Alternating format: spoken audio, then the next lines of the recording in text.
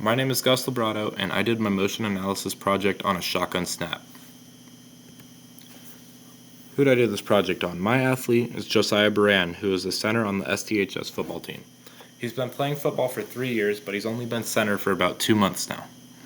He's been struggling with his accuracy, specifically snaps that are too high and or too low. He wants to improve his accuracy and his form. My plan is to study NFL centers such as Jason Kelce, Lloyd Cushenberry, and Creed Humphrey. I want to see what they had in common. Did they have a certain placement? Were their hips high or low? And how did their wrist move during the snap? I want to analyze my athlete. I want to see what he did and correct his form and incorporate it during our football practice. Before changes were made, his snaps looked like this.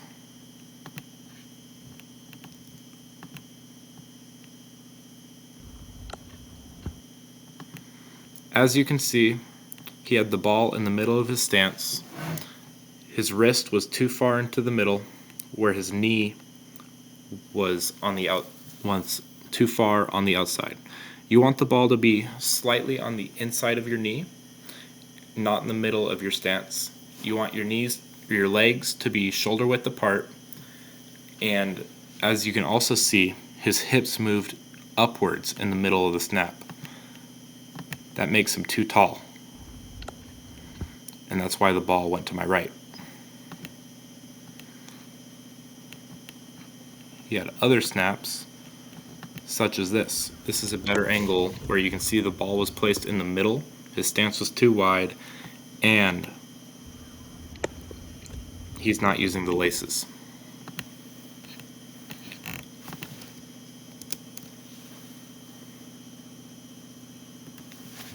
Alright. What I told him to do was I wanted him to put the ball on the inside of his knee. I wanted him to narrow his stance, and I wanted him to use less wrist motion so it wouldn't go as high. I wanted him to hit a consistent point. So on this snap, you can see where the ball is aligned, where his arm is aligned, and how much more accurate the snap was. I'll play it one more time. Look where the ball is. It's not in the middle of his stance, it's shadowing the inside of his knee. Look at his hips. His hips don't rise throughout the snap, allowing for a cleaner snap, and in the future, when he needs to block, he'll have the height advantage. I can show you with the lines here. You can see where the ball is. It's on that red line on the inside of his knee. You can see this green line represents his hips, and the yellow is where the ball ended on the snap.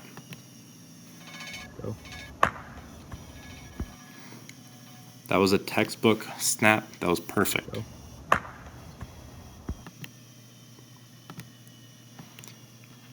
Here's one more angle of his new form. I'll play it one more time. Again, great accuracy, same spot. Alright.